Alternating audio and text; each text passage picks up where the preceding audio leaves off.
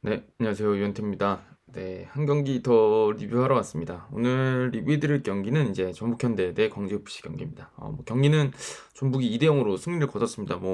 제가 봤을 때는 전북이 못 이길 만한 경기를 이겼다 이렇게 말씀드리고 싶진 않고, 전북이 경기를 그래도 어느 정도는 광주한테 승리할 만한 자격이 있다는 걸 보여준 경기가 아니었나라는 생각이 드는데, 근데 제가 이제 전북에 대해서 좋은 얘기를 안 들은 지가 좀 된 것 같긴 해요. 그래서 이번 경기에서도 사실은 전북한테 그렇게 칭찬을 많이 하고 싶은 경기는 아니었다, 이 얘기는 꼭 드리고 싶은데, 그래서 좀 광주 쪽에다가 좀 초점을 맞추면서 얘기를 하고, 근데 또 제가 리뷰를 하면 또 전북 팬들이 아직도 저한테 궁금해 하시는 분들이 좀 있으신 것 같더라고요. 댓글에도 요즘 경기가 좀 재미가 없는 것 같다 이런 분들이 있으셔가지고 그 얘기를 같이 조금 뒤에서 드리도록 하겠습니다. 제가 매번 반복해서 드리는 말씀들 말고, 제가 생각하기엔 이번 경기에서 조규성 선수가 잘 안 보였던 것 같은데, 그 이유가 전 있다고 생각하거든요.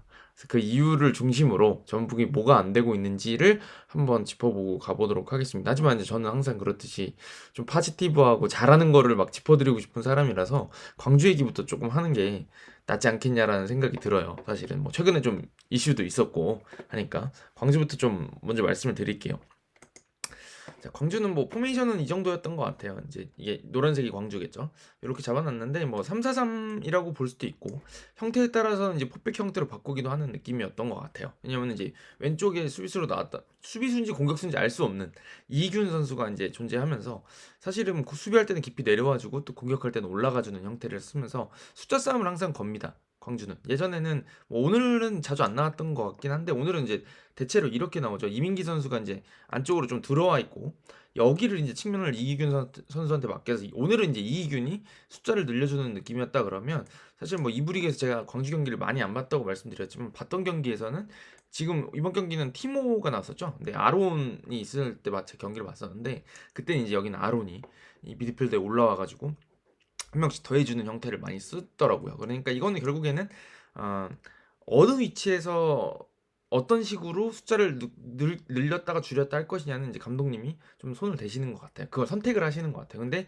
선수들은 기본적으로 대체로는 어느 정도 알고 있는 것 같다는 생각이 들었습니다. 근데 물론 제가 지금 광주에 대한 설명을 리뷰는 드리고 있지만, 아마 광주 팬분들께서 저보다 훨씬 잘 아실 겁니다. 왜냐면 꾸준히 봐오셨기 때문에 저보다 훨씬 잘 아실 텐데, 이제 제가 그냥 이번 경기를 중심으로 조금 몇 경기 봤던 거를 중심으로 해서 설명드리는 거니까, 좀 틀리더라도 이해를 해주셨으면 좋겠다 이런 말씀을 드리면서, 마저 이야기를 한번 해볼게요. 이런 식으로 숫자를 좀 늘려주면서 본인들이 아무래도 개인적인 어떤 이 개개인 능력이 압도적이진 않다고 생각해요. 저는 사실 2부 리그에서도 대전이 오히려 광주보다는 멤버가 더 화려하고 개개인 능력이 좋은 선수들이 많죠. 그런데도 불구하고 광주가 압도적으로 이제 우승을 할 수 있었던 이유는, 저는 이런 식으로 숫자 싸움을 잘 걸어줘서, 어떤 때는 그러니까 효과가 이거잖아요. 3백을 쓰고 있는 팀처럼 수비를 하고, 공격할 때 포백을 서는 팀처럼 여기를 같이 올라와 버리면 이렇게 숫자가 늘어나니까, 이게 지금 이제 광주의 장점이라는 생각이 듭니다. 되게 능숙하게 잘하더라고요. 요게 이제 그 장점이었던 것 같고, 그 다음에 또 하나 말씀드리고 싶은 장점은, 이 뒤에 후방 빌드업이 상당히 괜찮았어요. 제가 봤을 때는. 이게 잘 만들어 놨더라고요. 근데 이게 저는 그런 생각이 들었던 게, 제가 이제 지난 시즌에 가장 많이 그 리뷰를 했다고 생각하는 팀이 이제 울산하고 서울을 제가 제일 많이 했던 거 생각이 들거든요. 근데 제가 좀 서울한테 보고 싶었던 장면들을 광주에서 좀 보여주는 것 같아요. 광주도 이제 제가 이번 경기도 보니까 지난 예전 다른 경기들도 그랬었는데, 여기 이렇게 삼각형 이렇게 해서 5명을 이렇게 세우는 걸 좋아해요. 근데 이게 제가 많이 설명드렸던 이유가 뭐냐면, 과르디올라도 이걸 되게 좋아하고요. 그 카이로커를 안쪽으로 들여보내가지고 쓸 때라던가, 아니면 저기 라포르트를 갖다 놓는다거나, 아니면 네이선 아케 이런 선수들을 갖다 놓을 때 쓰기도 하고요. 그 다음에 이제 그 전에 그 FC 서울에서도 기성용 선수가 일로 내려오면서 이쪽으로 이제 미드필더를 인버티드 풀백이었죠 그때는. 이런 식으로 내려오는 형태들을 썼었거든요 사실은. 그죠? 근데 이게 단순히 서울을 따라야 되는 말씀 드리고 싶은 게 아니라, 이제 이 형태가 이제 가지고 예전에 이제 설기현 감독님도 이런 거를 한번 하려고 했었고, 근데 이거 강점은 있어요. 강점이 뭐냐면, 선택지가 되게 많아. 예를 들어서 이 선수가 여기 딱, 이 3번 선수가 여기 있으면 줄 데가 진짜 많습니다. 여기도 이렇게 있고요. 그 주변에 4명이 배치가 돼 있는 거죠. 여기 있는 선수도 사실은 줄 데가 되게 많아요. 그죠? 여기가 이제 이 연결점들, 서로 이 형태를 복잡하게 이렇게, 우리도 이제 예전에 그 이렇게 그려 가지고 패턴 푸는 거 있었잖아요. 근데 그 패턴 푸는 거를 했을 때 굉장히 많은 연결점들을 가지고 있을 때 복잡해지는 것처럼 이렇게 형태를 복잡하게 꾸릴 수 있다는 장점이 있어요, 사실은. 그래서 이게 뭐 오늘 전북도 형태는 그렇게 꾸리고 나왔는데 이제 제가 좀 뒤에서 말씀드리겠지만 조금 달랐던 느낌이 뭐냐면 이제 뭐 예를 들면 이제 포백을 예전에 뭐 최강희 감독 계실 때 전북이 이제 4-1-4-1을 되게 좋아했는데 그때는 이제 이런 식으로 쓰잖아요. 그럼 이 선수가 줄 수 있는 공간이 뭐 여기, 여기, 여기. 그럼 아까 이제 여기서 줄 수 있는 네 군데보다 뭔가 하나 적은 것 같고 패스 길이가 좀 길어지죠.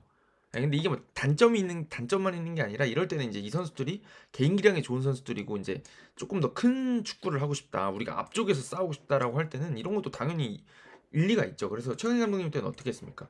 이제 앞쪽에 김신욱 선수도 있고 막 그 좋은 공격수들 많으니까 때로는 롱킥 때려버리고 여기서 이제 높은 위치에 많이 올라가 있으면서 여기서 싸움을 벌이는 요 위에 싸움 벌이는 형태를 썼거든요. 그것도 이제 일리가 있는 거예요. 그러니까 우리 팀이 어떤 컨셉을 가지고 어떻게 운영하고 싶은가에 대해서 잘 꾸려간다 그러면 아무 문제가 없다는 말씀을 드리려고 하는 건데 그거를 굉장히 광주가 뒤에서부터 우리가 아무리 전북 압박이 좋고 개인 능력이 괜찮아도 우리는 그래도 한번 돌리면서 한번 싸움을 걸어보겠다.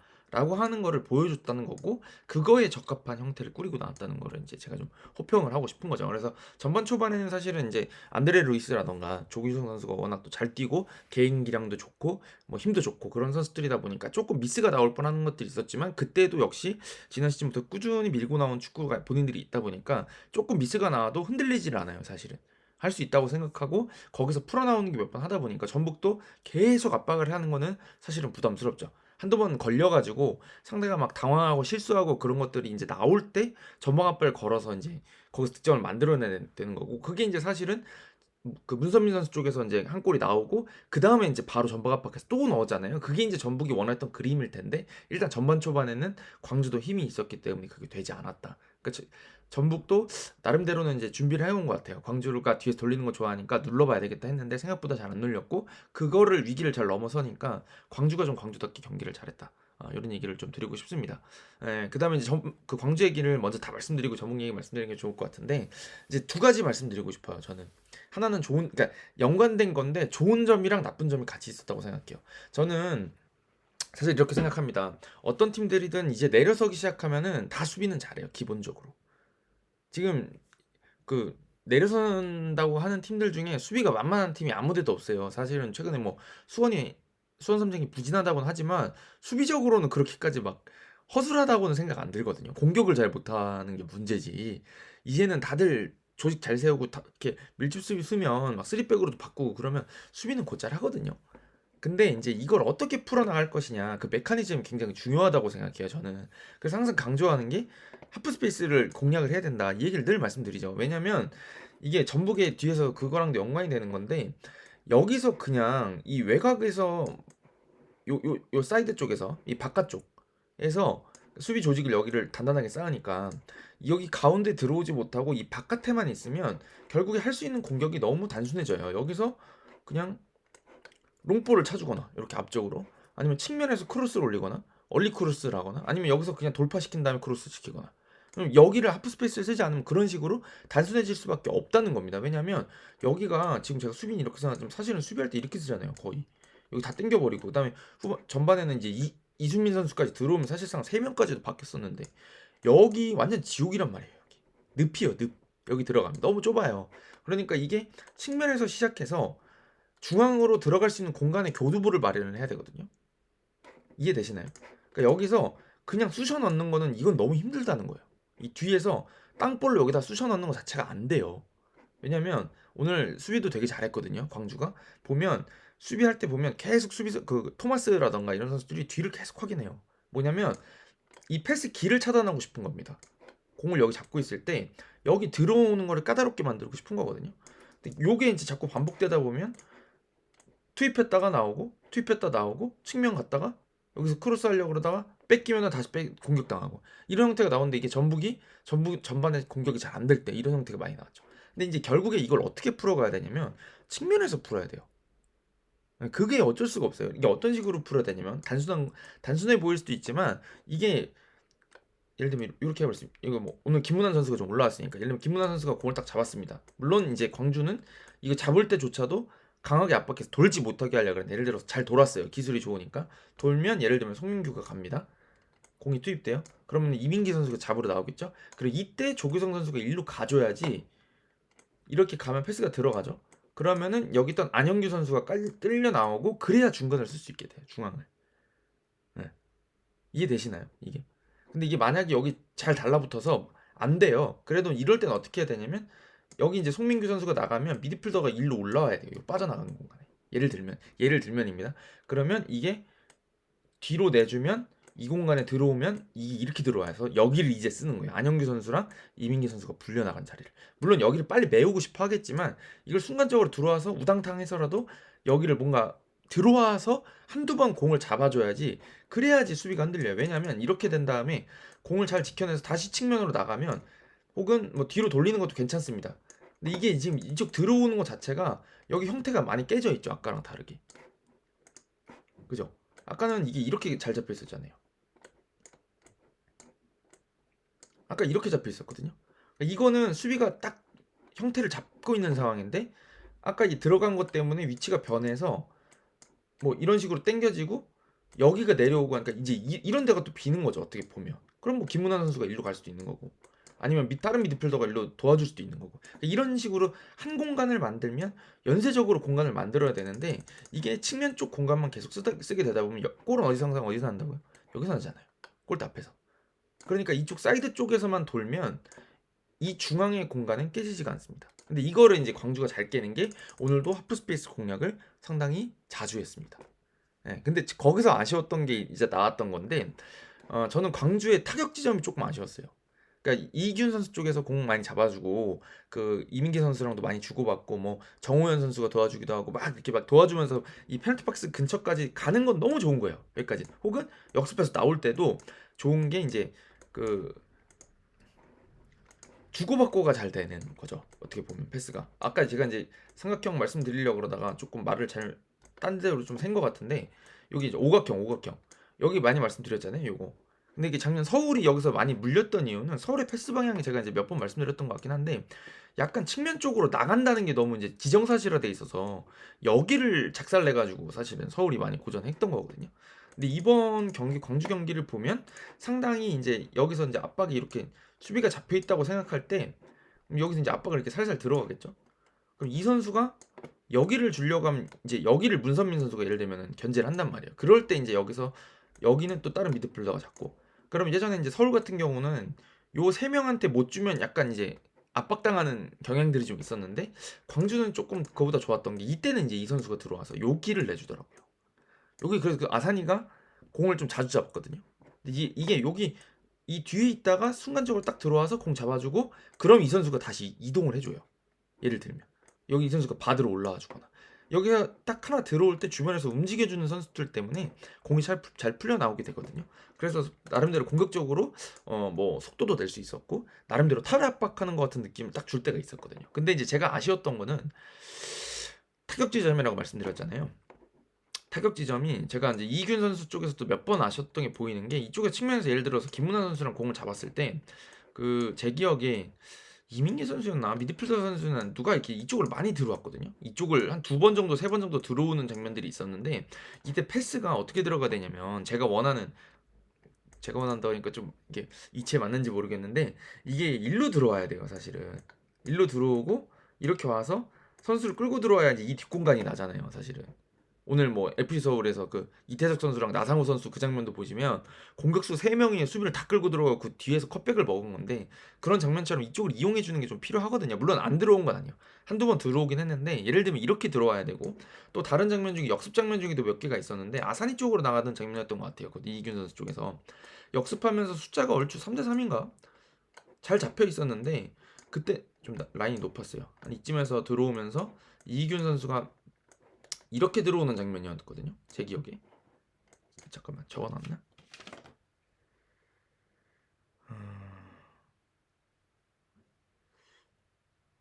제가 안 적어놓은 것 같아요. 시간은 안 적어놨는데 여기서 패스가 들어갈 때 이게 이렇게 들어갔거든요.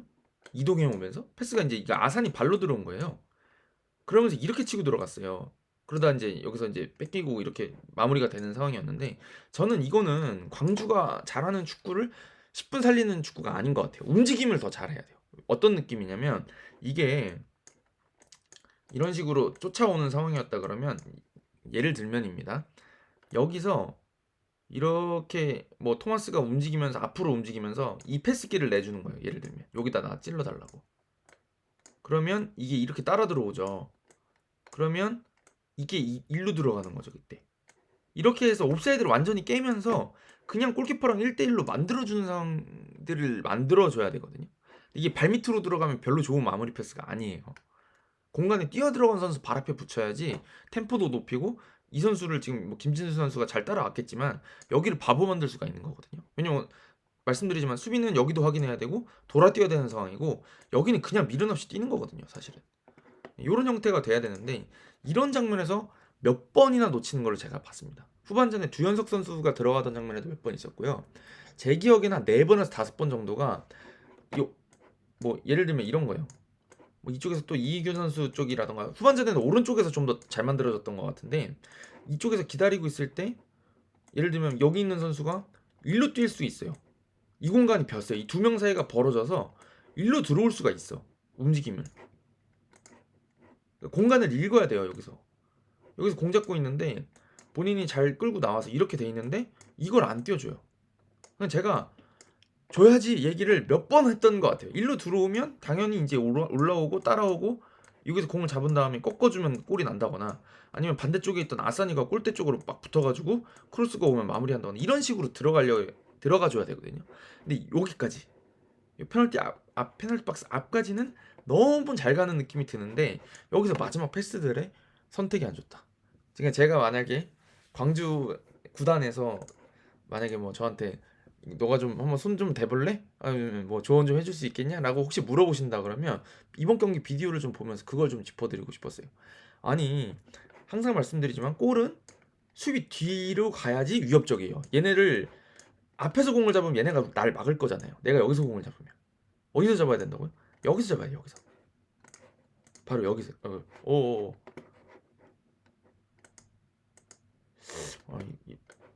날라갔네요. 자, 여기서 여기 있다가, 제가 여기서 잡아야 된다 그런 건 뭐냐면, 어떻게 그럼 옵사이드 아니냐라고 하시는데, 여기서 어떻게 잡냐면 공이 패스가 들어올 때 뛰어 들어가면 되잖아요. 그러니까 뛰어 들어가기 시작해서 공이 들어와서 여기서 잡는 거죠. 이렇게 날아오는 동안. 이해되세요? 누군가가 패스를, 눈이 맞아서 내가 출발 쇄도에 들어가는데 여기다 딱 들어와요. 그럼 내가 이게 들어가면서 마무리하는 거죠. 혹은 일로 이동하던가. 여기 들어오면 이쪽이 넓어지니까. 요런 걸 써줘야 되는데 이제 광주가 요게 좀 아쉬웠다. 네. 근데 이게 지금 제가 사실은 엄지성 선수가 있으면 돌파도 훨씬 이제 아무래도 기술이 좋은 선수니까 있고, 요런 패스들을 해줄 수 있는 선수가 있으면 좀 좋겠다라는 생각이 드는데, 엄지성 선수가 재간이 좋잖아요. 이런 선수가 있으면 좀 달랐을까 싶긴 한데, 오늘은 좀 그게 아쉬웠습니다. 그게 저는 개인적으로는 광주가 가지고 있는 고민인 것 같기도 해요. 이런 것들은 사실은 좀 더 공격적인 선수들, 그리고 이런 것들을 많이 해본 선수들이 잘할 수밖에 없고, 또 그런 걸 잘하는 선수들이 대체로 몸값이 비싸잖아요. 네.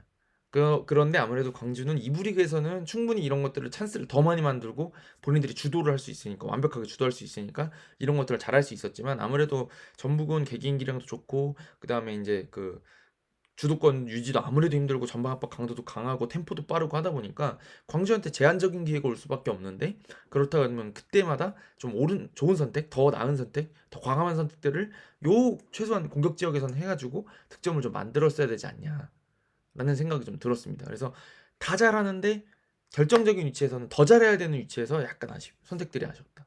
그래서 요거를 조금 고칠 수 있다면 좋겠다. 네. 공을 자꾸 이 수비 앞에 잡지 말고 들어가면서 여기서 잡자. 네, 옵사이드 라인을 깨고, 이 움직임이 거의 없었어요. 네, 그 얘기 꼭 드리고 싶었습니다. 네, 그 정도 드리면은 말씀드리면은 얼추 된 것 같아요.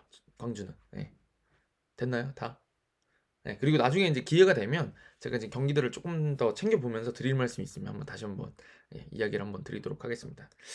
자, 그리고 이제 전북 얘기 좀 드리고 가려고 그러는데, 저는 글쎄요, 오늘 이제 제가 김상식 감독님 별로 안 좋아하는 거 다들 아실 테니까, 저 김성희 감독님 뭐 인터뷰 보고 사실 잘 이해는 안 가는 내용이긴 했던 것 같아요. 저는 그 감독님 인터뷰가 같은 경기였나 저랑 같은 경기 본 게 맞나 싶은 생각이 좀 들었고, 아, 뭐 솔직히 뭐 이제 말씀드리자면 그런 말씀하셨더라고요. 2대 0에서 공격수 4명 넣은 게 전북의 어떤 đặc 공이다 이렇게 말씀하셨는데 뭐 틀린 말은 아닙니다. 예, 이기고 있을 때도 장구지 않고 공격한 게 이제 그 공격적인 축구를 하는 팀들의 특징이죠. 그건 맞는데 저는 개인적으로 그걸 고민할 때는 아닌 것 같고, 2대 0까지 가기 전까지, 그러니까 첫 골을 넣기 전까지 어떻게 갈 것이냐에 대한 고민이 없으면 이번 시즌에도 제가 보기에는 팬들이 만족할 만한 축구는 못 보여줄 것 같습니다. 성적은 낼 수 있어요. 성적은 낼 수 있을 거라고 생각하는데 오늘도 보니까 뭐 계속 들어오잖아요.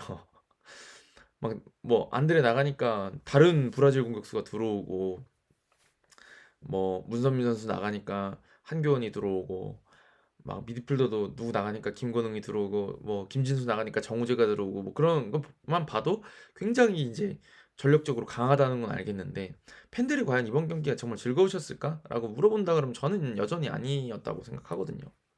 광주 경기를 오히려 더 광주가 경기 생각보다 잘하네 이렇게 생각하셨을 거라는 생각이 들거든요. 전북 팬들이. 그러니까 저는 그런 의미에서 좀 고민을 더 해야 되지 않겠냐라는 생각을 해요. 전북이 과연 원하는 게 2대 0이 된 다음에 세 번째 골, 네 번째 골 넣기를 원하는 거냐? 아니면은 2대 0까지 매 경기 2대 0까지 갈 수 있는 어떤 공격적인 완성도 있는 축구를 보고 싶은 거냐? 팬들이 과연 무엇을 원할 것이냐? 저는 그 10번을 싸우면 9번은 무조건 이 경기에서 득점할 수 있을 거라고 생각할 만한 안정적이고 또 어느 정도 완성도가 높은 공격 전개를 보고 싶다고 생각합니다. 저는 어떤 경기는 4대 0, 5대 0으로 막 이기고, 잘 풀릴 때는 우리가 한 골, 두 골 넣으면 상대가 막 올라오면 그 뒤를 쳐가지고 4골, 5골 넣고 하는 축구 말고, 근데 다음 경기는 막 비겨요. 부진한 팀하고도 막 비교, 공격이 잘 안 돼가지고. 그래서 뭐 기복인 큰 축구 말고 계속 1대 0, 2대 0 이기더라도 아 전북은 이런 축구하는 팀이야라고 어떤 선언을 하는 공격을 좀 보고 싶습니다. 저는.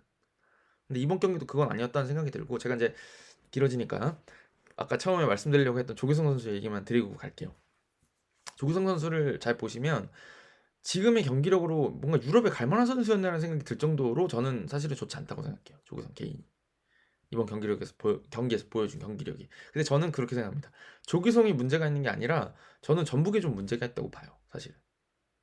왜냐면 조규성이 제일 잘하는 게 뭔지 한번 생각해 보시면 간단해요. 김천에서 경기 다들 보셨을 거고 대표팀에서 보셨을 겁니다. 조규성이 잘한 게 물론 월드컵에서는 머리로 헤딩해서 골을 넣었지만 이 선수가 잘하는 거는 사실은 빠져들어가는 걸 잘해요.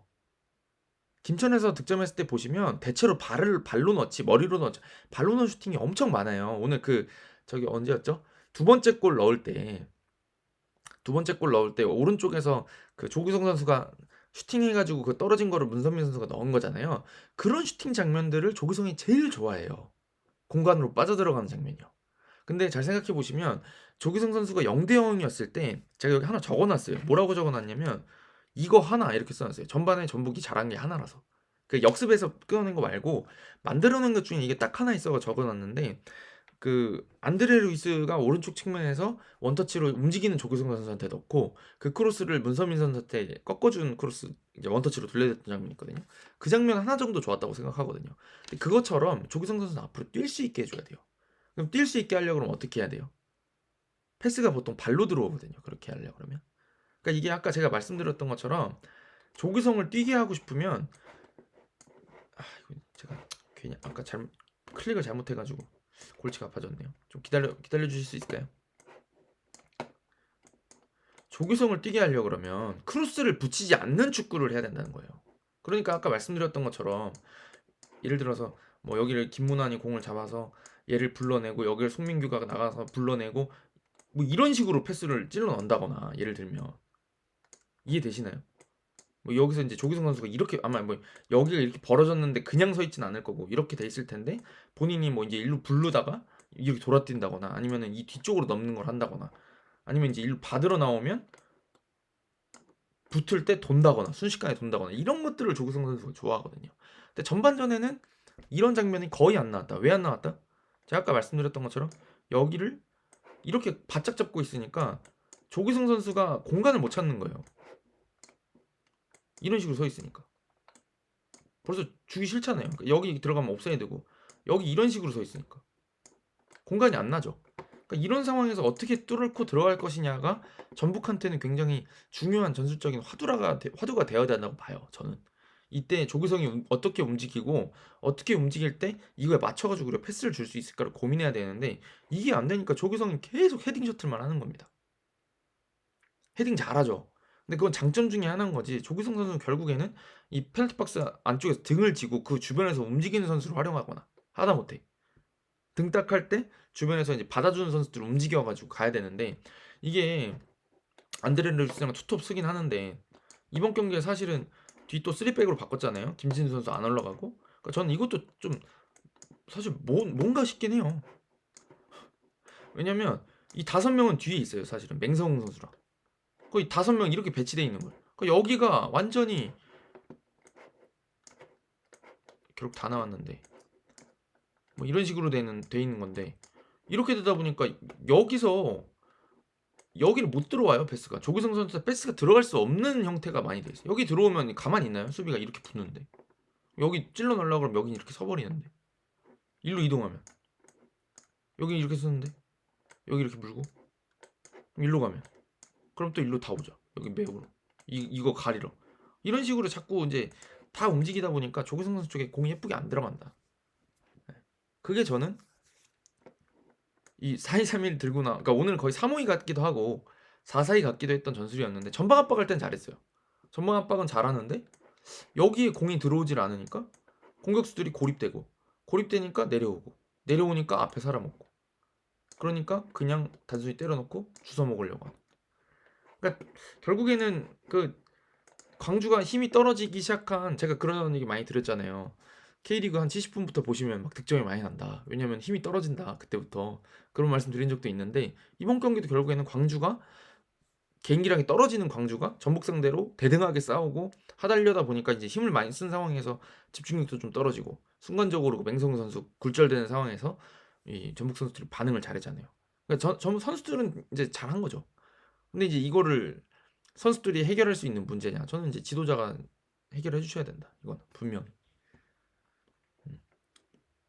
오늘도 보면은 대체로 전반전에 나왔던 슈팅들이 다 중거리예요. 백승호 선수 슈팅이라던가 맹성훈 선수 슈팅이라던가 뭐냐면 측면 나갔다가 여기 조규성하고 루이스 아니 저기 안드레 루이스가 일로 들어가니까 수비수들 내려가고 벌어진 공간에 미드필더 잠깐 올라와서 여기서 그냥 잡으면 때리는 거 슈팅. 단순하죠. 물론 여기서 이제 원더골이 들어가기도 하지만 전반전에 페널티 박스 안에서 조규성이 슈팅할 만한 기회가 몇 번이나 있었냐를 생각해 보시면 전북의 공격이 안 되고 있다. 이걸 닭공이라고 할 수는 없다. 저는 그렇게 생각합니다. 닭공이라 그러면 뭐 공격이 일단 뭐 되든 안 되든 좀 해야죠. 네. 전반전에 조규성 선수가 그 41분 40초라고 적어놨던 그 장면 제외하고는 페널티 박스 안에서 거의 뭐 좋은 장면을 많이 못 보여줬던 것 같아서 그렇습니다.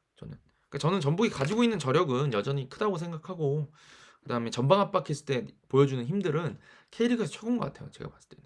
근데 전방 압박하는 것도 본인들도 힘이 한계가 있을 뿐더러 이게 시도하다가 먹힐 수도 있고 안 먹힐 수도 있잖아요. 사실은. 그렇다 그러면 이제 본인들이 주도권을 잡았을 때 얼마나 세밀하게 만들어가고 좀 한두 개 정도는 세밀하게 만들어갈 수 있는 전략들이 있어야지. 그래야지 득점을 만들고 그 득점을 만드는 거 한 골을 딱 넣음으로 해서 본인들이 원하는 닭공을 할 수가 있는 거거든요. 사실은. 근데 그 한 골을 넣지를 못하니까 계속 지지부진한 거고 운 좋게 한 골 혹은 세트피스에서 한 골 혹은 오늘처럼 이제 집중력이 좋아서 한 골 넣은 다음에서야 닭공한다 그래봐야 그게 진짜 닭공으로 팬들이 받아들일 수 있겠느냐라는 생각이 드는 거죠. 저는 제가 1년차 때는 이렇게까지 말씀 많이 안 드렸던 것 같은데 오늘 3년차인데 이제 잘 안 바뀌는 것 같으니까 좀 아쉬운 생각이 듭니다. 네, 그래서 조금 말을 열심히 하게 된 것 같고 다음에는 좀 좋은 이야기를 하도록 노력을 하겠습니다. 제가 전북을 안 좋은 얘기 안 하겠다. 지난해도 이러고 뭐 리뷰 안 좋은 얘기 할 거면 안 하겠다 이런 적이 있었는데 새 시즌이 되니까 또 새로운 선수들이 왔고 기대감이 있었는데 또 예상보다 좀 안 좋은 것 같으니까 자꾸 이런 말씀을 좀 드리게 되네요. 네, 어찌됐든 네, 전북 팬들 승리를 일단 축하드립니다. 네, 어찌됐든 이기면 네, 좋은 경기 했다고 생각합니다. 저는. 네, 그래서 근데 좀 다들 제 기준이 높으시니까 그거에 맞춰서 좀 얘기를 드려봤어요. 자, 그래서 뭐 전북은 기분 좋게 반전을 만들었다고 생각하고 네, 이제 다음 경기들부터는 승리를 쌓아가야지 지금 울산을 쫓아갈 수 있지 않겠냐. 뭐 물론 시즌 초반이니까 시즌은 길죠. 하지만은 그래도 이제 좀 더 멋진 경기를 보여주길 바라겠고요. 광주 같은 경우 저는 개인적으로는 그렇게 생각해요. 지금 같은 축구를 저렇게 저렇게 축구하는 팀이 좀 잘해야 되지 않겠냐라는 생각이 드는데, 동시에는 이정효 감독님한테는 조금 고민이 되지 않을까 싶기도 합니다. 이유는 딱 하나인데요. 이게 제가 보기엔 지금 이렇게 하는 게 맞아요. 너무너무 맞는 얘기인 게 뭐냐면 해봐야 됩니다. 그래서 저는 그게 되게 인터뷰가 마음에 들었던 게 몇 연패할지를 한번 해봐야 돼요. 그러니까 수정을 할 거예요. 수정을 할 거예요. 계속 성적이 안 나오면 수정을 할 건데 수정을 하실 겁니다.